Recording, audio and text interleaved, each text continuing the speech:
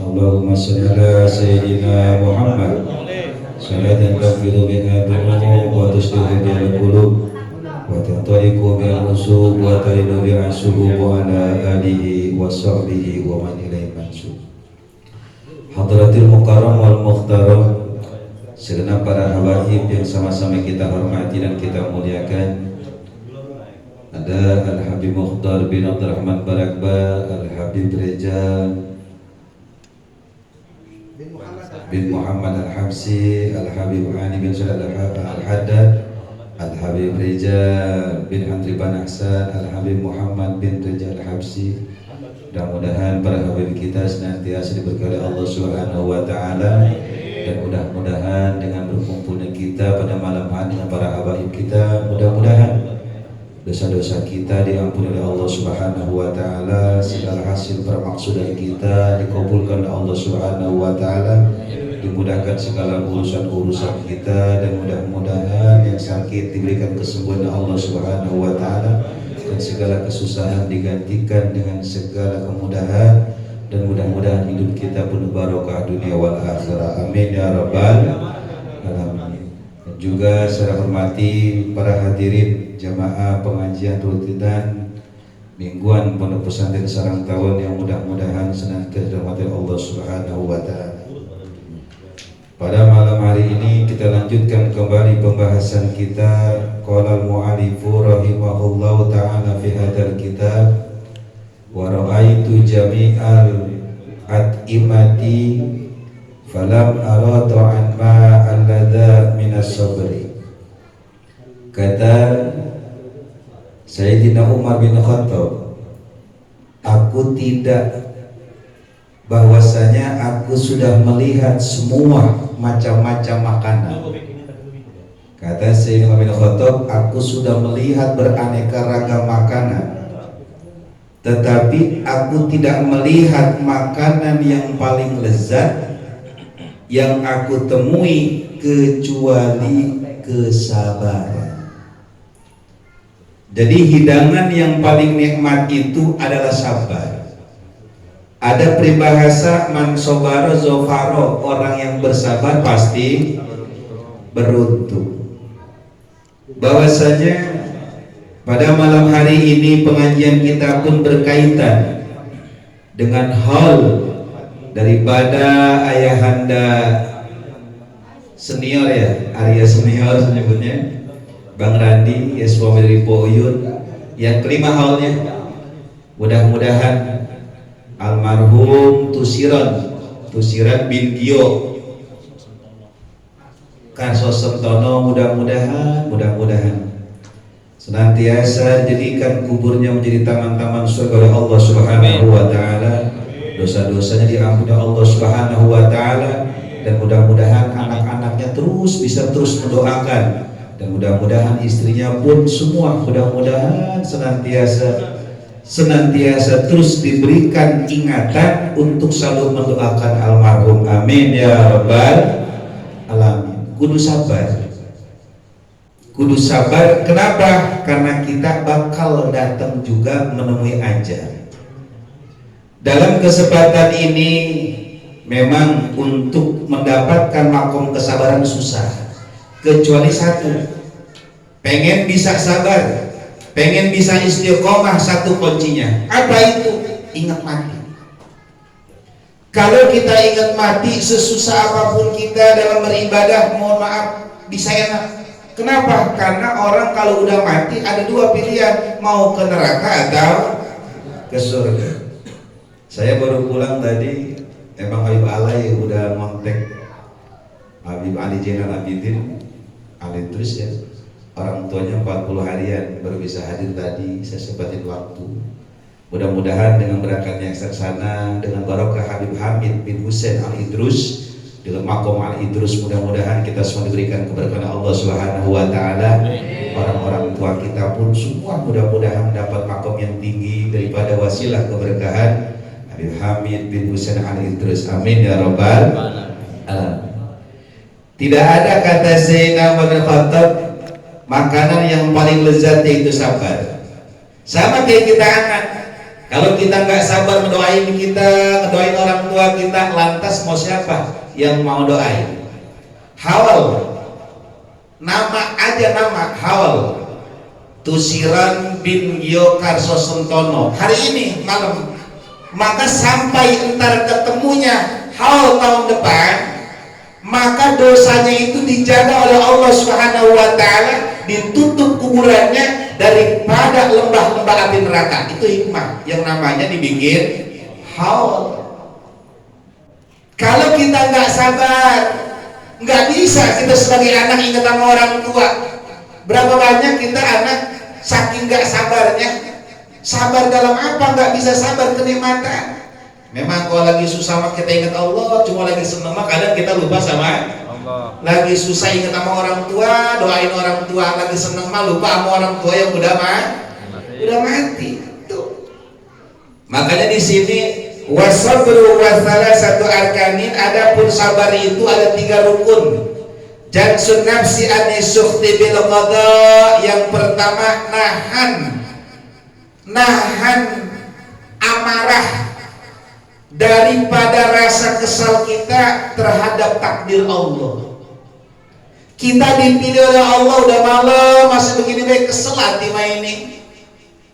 Lama bener, waduh sadar baru naik, kesel hati mah. Kenapa? Pengen buru-buru beres. Tadi kerjaan capek, ngurusin rumah tangga juga capek. Ini harus lagi malam, harus hadir ke majlis, udah begitu jam segini belum kelar, baru naik, kesel hati mah. Bener gak kira-kira? Jawab yang kompak, jujur. Kesel gak kira-kira hati? Kesel kagak? Emang itu dia. Kesel hati mah emang cuma kudu sabar.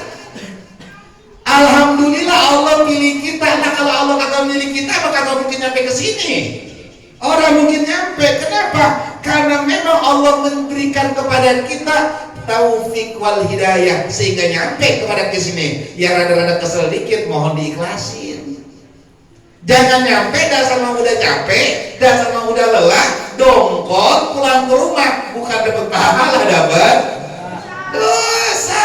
Ngejek ustaz, tenang lagi jam segitu baru naik, konde tadi bedak banget. Lah jadi nyanyi maki kita. Ada nggak yang begitu kira-kira? Ada nggak yang begitu? Udah ngomongin waduh belum naik nih, wah jam 2 kelar ini mah. Wah, tapi bagi kalian nggak haul. Tapi kalau pas haul babanya si Arya di senior, Bang Randi, semakin malam semakin seneng dia. Kenapa? Karena ini acara dari awal dengan ratib, diteruskan dengan musik tiduran, dengan qasidah, para habaib memberikan tausiah, dihadiri para tausiah oleh para habaib. Dibukakan di sini pelajaran daripada kitab salafus soleh, maka orang tua kita yang dihaulin mendapatkan anugerah berlimpahan pahala yang begitu luar biasa. Amin ya rabbal. Makanya saya mah walaupun ada yang haulin, tetap saya nisbat ya Allah, siapapun yang bantu acara ini, doa, materi, apapun yang berkaitan dengan ini, ya Allah mudah-mudahan mereka semua diterima semua. Amin. Semua. Jadi nggak ada, ya ini bukan ntar malam Bogor dapat apa nih, mah punya dia doang, kakak semua dapat. Tapi yang spesial memang bagi orang yang menghauli. Sabar tuh, jangan ngomel mulu. Emang lagi begini. Wajib sulisani anil qauli syai'i. Yang kedua syarat sabar yaitu menahan lisan dari ucapan yang jelek. Udah suka sholawat, ngomong kudu dijaga. Udah ngaji, ngomong kudu dijaga. Sama laki ngomong jangan kasar, sama bini ngomong jangan kasar, sama orang tua ngomong jangan kasar, sama tetangga ngomong jangan kasar. Ini mah kadang lagi gedeg, itu bahasa pembinaan keluar semua, sepite keluar semua. Jangan, nggak sabar kalau kita begitu. Syarat sabar itu jaga lisan, sekecil apapun kita tahan. Kenapa? Rata-rata orang nyesel di ujung penghabisannya itu karena dia tidak bisa menahan amarahnya. Kalau ada masalah, tolong tabayun dulu. Tabayun, jangan main ngegas. Kalau ngegas rata-rata, berapa banyak istri nyesel sama suaminya, suami nyesel sama istrinya, anak nyesel sama orang tuanya, orang tua nyesel kepada, nyesel kenapain? Nyesel ngomel kagak jelas. Ini kebanyakan kita merocok, belum jelas apa ngerocok pakai apaan kau? Tabayun, sabar. Kalau seandainya kita baca sholawat tiap hari, mulut kagak dijaga, sama orang yang gampang nyaci paki, waduh kusut urusannya ini. Hati-hati, hati-hati. Apalagi yang ngaji ini hawa lagi panas, lagi beringsang, hawa lagi beringsang sama ya. Beringsang agak? Beringsang agak? Beringsangnya belum mati.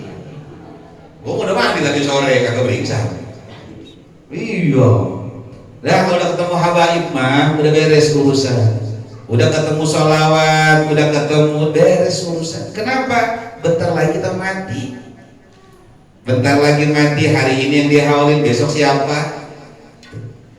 Sabar, jaga mulut kita nih ya. Jangan sampai sia-sia kita beribadah, jangan sampai sia-sia, dan jangan sampai mau kita ibadah pahala dikasih untuk orang lain. Rugi nggak kira-kira? Rugi nggak kira-kira? Kita yang ibadah yang pahala orang lain, rugi nggak? Rugi. Bagaimana itu bisa terjadi? Karena kita tidak bisa menjaga lisan. Bisa dijagai di mulut, hati-hati banget di mulut, masya Allah.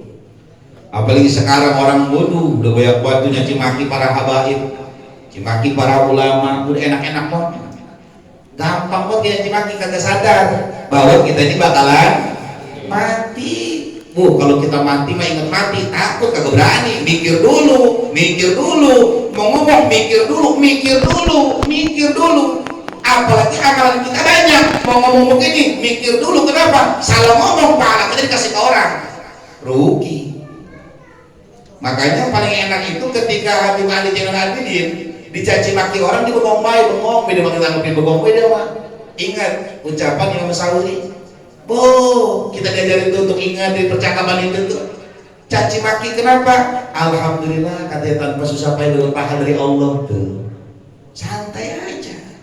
Enggak rendah. Dicaci maki kita sama orang enggak rendah. Tapi kalau kita caci maki orang, pasti kita jadi orang yang rendah. Hati-hati jangan. Ya. Hati-hati. Makanan enak, minuman enak, makan udah hidup enak aja, banyak dosa kita mah udah terusin. Jangan gampang nyaci maki. Laki-laki yang bini biasain, jangan suka ngomel urusan kecil jadi gede. Jangan, kalau bisa yang gede kecilin, yang kecil hilangin. Makanya kalau kita makan guru ngajarin, kalau ada masa berumah tangga biar sini di tempat tidur. Suami istri kalau ada urusan tentang anak bukan mau begini, beresin satu aja tempatnya, jangan kemana-mana. Beresinnya di tempat tidur. Udah bangun tidur beres. Ini mah kagak. Padahal main belakang-belakangan itu. Padahal masalah juga belum jelas. Kenapa bisa begitu? Karena yang main mulut duluan. Jangan salamatul insan fi lisan. Selamatnya orang tergantung lisannya. Jangan gampang mencaci maki orang, jangan gampang menghujat orang, jangan gampang mencaci maki orang, memaki-maki orang. Jangan. Kenapa? Bahaya. Di sini dibilang gitu. Ketika kita dianggap orang yang sabar, ada nggak syarat rukunnya? Oh, dia sabar. Coba dilihat suka nyaci maki orang nggak? Suka nyaci maki orang, ngomel mulu nggak? Ngomel, kagak sabar, dia mau bohong. Makanya kalau kata para wali, siapapun yang cinta wali itu, jadilah kalian pemurah, jangan pemarah. Jadi pemurah, jangan pemarah. Kalau kita mengaku cinta ke wali, ingin mendapatkan keramat para wali, keberkahan para wali, jadi pemurah, jangan jadi pemarah. Kalau kesel, makanannya sambal yang banyak. Kesel, makanannya banyak, Udah beres makan kan mencret, udah beres urusan. Habis mencret ngapain? Tidur. Jangan jangan, udah terlalu banyak dosa kita ini.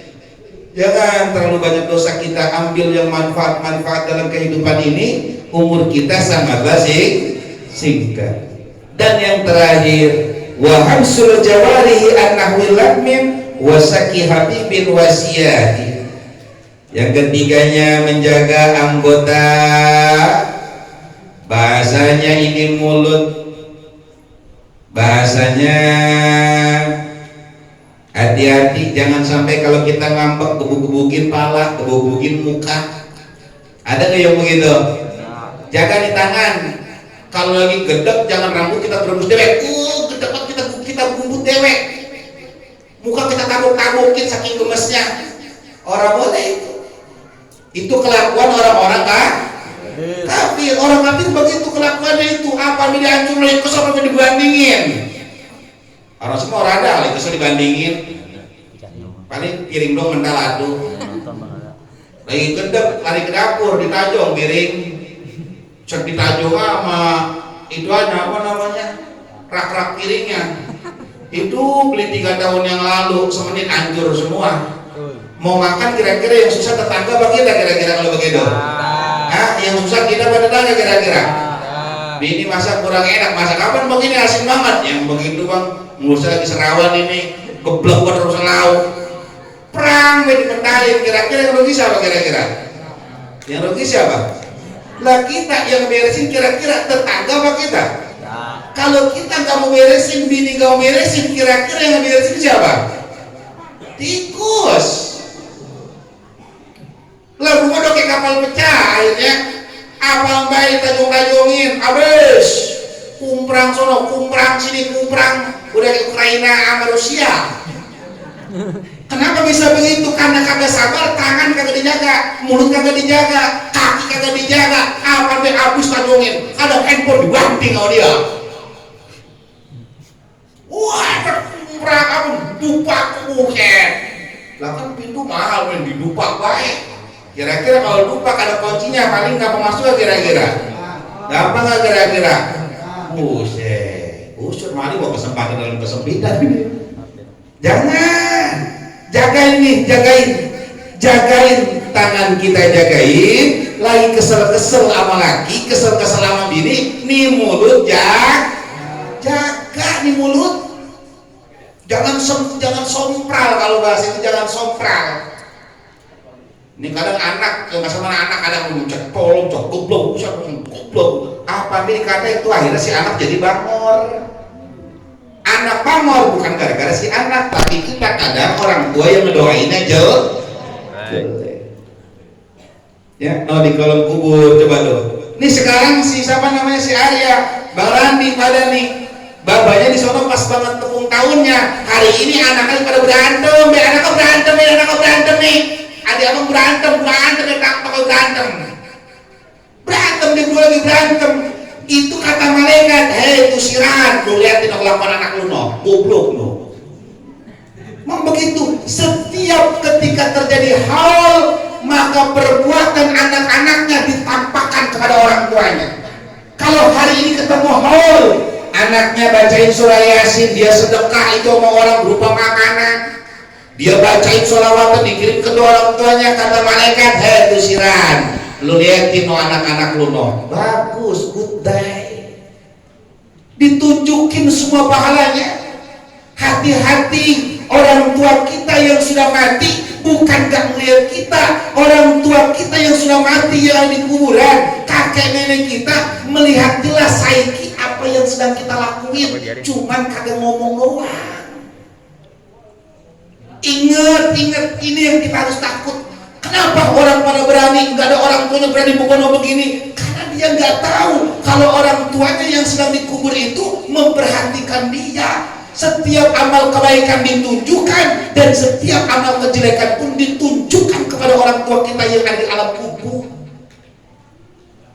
Kira-kira malu nggak kira-kira begitu? Coba dah. Ini berantem anaknya main banget no, bawa ini, mau berantem. Duk berantem. Emaknya nggak begitu malu nggak kira-kira? Mau ngomong kagak bisa kita denger. Mau bagaimana? Kalau seandainya ini kita tahu demi Allah, demi Rasulullah, pasti kita kita akan jaga ukhuwah Islamiyah kita. Jaga, nggak bakal berantem nanti gara-gara rusak kecil, nggak bakal berantem. Kenapa? Karena kita yakin dan kita tahu bahwa orang tua kita yang sudah dikubur itu memperhatikan kita dengan jelas. Ini yang menjadi motivasi kita ini. Harus ingat, kalau seandainya kita sama sekali nggak memperhatikan orang tua kita, nangis jengkel-jengkelnya orang tua kita, yang selamat gue punya anak begitu. Nyesel ngedoain, ya Allah udah biar mati, dia biar mati. Nggak ada keberkahan kebaikan dari orang tua kita itu kalau kita sebagai anak ini tidak bisa menjaga wibawa nama baik orang tua. Nah, kira-kira ya, emang capek? Enak. Saya mohon maaf capek banget kalau pulang malam. Saya kalau udah ngaji, kalau udah subuh nggak ngaji, cuma satu dong saya malas sama saya. Apa? Pasti kalau saya nyut-nyutan. Kalau nggak nyut-nyutan, walaupun saya pulang ngaji nih, urusan di luar pulang jam 4 subuh langsung aja lewat saya mah. Kenapa saya rela itu? Karena setiap apapun yang saya lakukan, orang tua saya menyaksikan, seolah-olah hari ini saya ceramah, orang tua saya sedang melihat saya. Kira-kira bangga nggak kira-kira saya? Coba kita lagi ceramah, orang tua nonton, bangga nggak kira-kira? Bangga nggak? Itu dia. Cuman kebanyakan orang nggak sadar. Sekarang orang tua duduk di bangku, anak pada mabuk di depan, kira-kira orang tuanya kecewa nggak kira-kira? Kecewa, cuman kita nggak sadar. Dia pikir orang kubur mati ini mana dia tahu, biarin baik. Apalagi kubur jauh di mana? Di Jonggol misalkan. Mau kubur di Jonggol, mau dia mati di Amerika, di Eropa, di Ukraina dia mati, tetap penglihatannya jelas seperti kita saling berhadap-hadapan. Yang di Jawa, yang di mana dikubur, tetap melihatnya begini jelas. Bahkan mohon maaf, saya di pojokan siapa yang paling pojok saya nggak tahu, yang disuruh secara terperinci saya nggak tahu, tetapi orang tua kita yang telah mati nampak lebih jelas penglihatan kepada kita dibandingkan kita yang masih hidup. Saya tanya, di pinggir mata saya ada nggak nih tai mata? Kelihatan nggak tai matanya nih? Kelihatan nggak? Nggak kelihatan. Tapi orang tua saya bisa tahu. Kenapa? Karena jelas betul nampak. Lah kalau seandainya kita berbuat baik, orang tua ngeliat. Kalau kita berbuat jahat, orang tua pun ngeliat. Allah langsung tunjukkan, kelakuan anakmu, kelakuan anakmu, yang lagi pada sholat, yang lagi pada sholawat, yang pada ngaji, bagus. Ketika kita jelek, kelakuan anakmu, kalau pada berantem, kelakuan pada berantem, usaha kecil pada berantem, lihat nih, ketawa lu, digituin mah kita nangis jengkel. Jangan hati-hati. Saya pesan khusus buat keluarga saya, jangan gara-gara urusan duit, jangan gara-gara urusan sepele kita membuat malu nama baik keluarga besar kita. Apalagi kita kalau orang tua ini, ya Allah, apalagi yang kita harapin. Yang masalah orang tua, keramat jagain orang tua, jangan pada berantem, jangan pada bertingkah dalam urusan dunia aja. Malu, nangis orang tua ngejerit. Ya Allah, sabar ya. Ini mah pada mau menerang kata-kataan, betul? Kadang di WA, kata-kataan di WA, betul enggak? Betul. Bagaimana hukumnya? Sama. Bacot mah kagak, jari kayak apaan tahu ini. Sama. Jangan ya. Ya mudah-mudahan diberkahi Allah Subhanahu wa taala semuanya. Pokoknya udah santai aja, kalau kita udah ngaji mah yang penting cuma satu dong, mintanya sama Allah, sabar dan sabar. Pahala yang paling gede itu adalah pahala mati syahid. Kita nggak bisa perang zaman Rasulullah. Bagaimana cara kita? Orang tua ngajarin anak, kita semuanya ngaji untuk ilmu. Insya Allah kalau matinya syahid. Udah nggak usah yang macam-macam lagi. Tetangga begini, tetangga jangan diladenin. Pokoknya kalau yang berbicara jelek-jelek jangan diladenin. Kita udah paham, kudu sabar. Jangan terpancing rugi. Godaan kita ini semakin dekat dengan para habaib, makin banyak kita sholawat, doa kita pun semakin makbul, maka godaan pun semakin besar. Awas para santri, diuji ente teman-teman bangun begini, jangan sabar, jangan berantem, orang boleh, jangan berantem. Ada masalah yang besar kecilin, yang kecil hilangin, barokah semuanya. Jangan pernah kita macam-macam. Obat ya.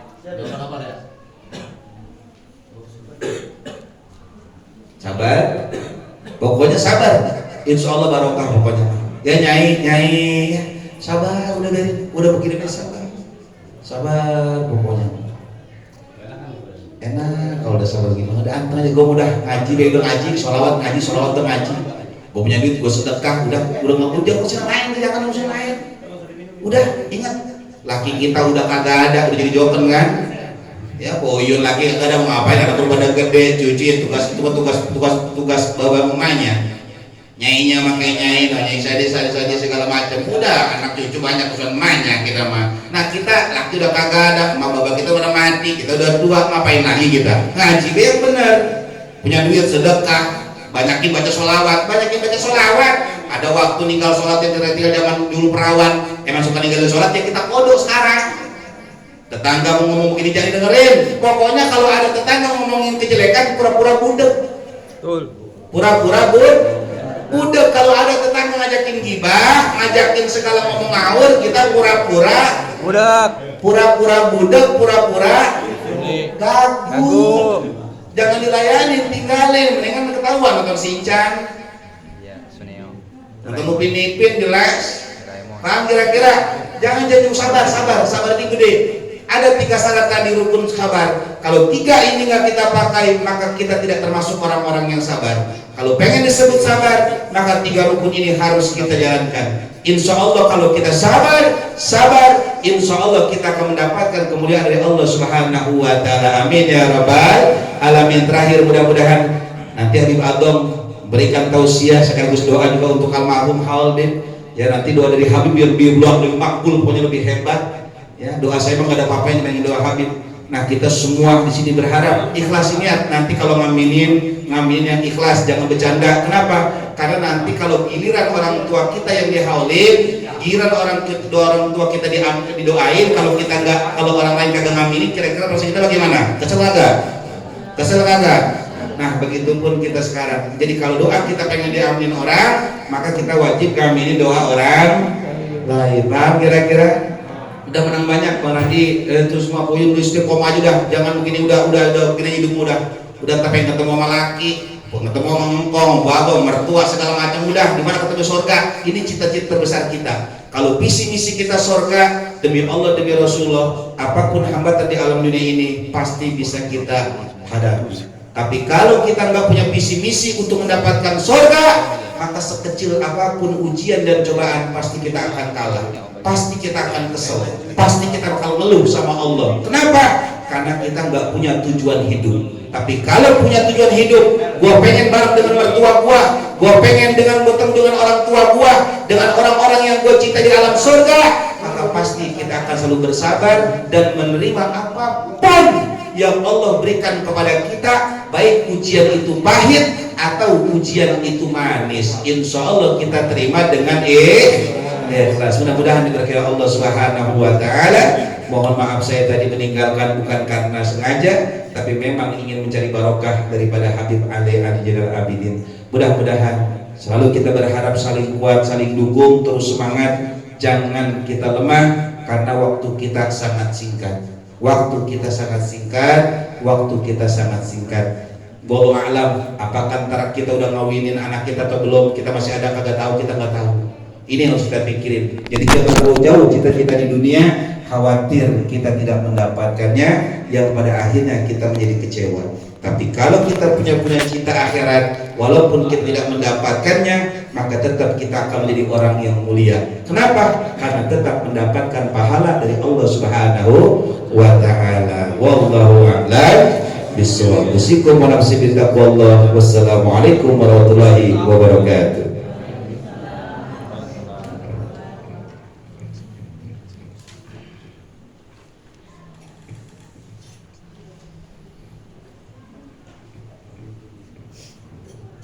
Sallu ala Muhammad.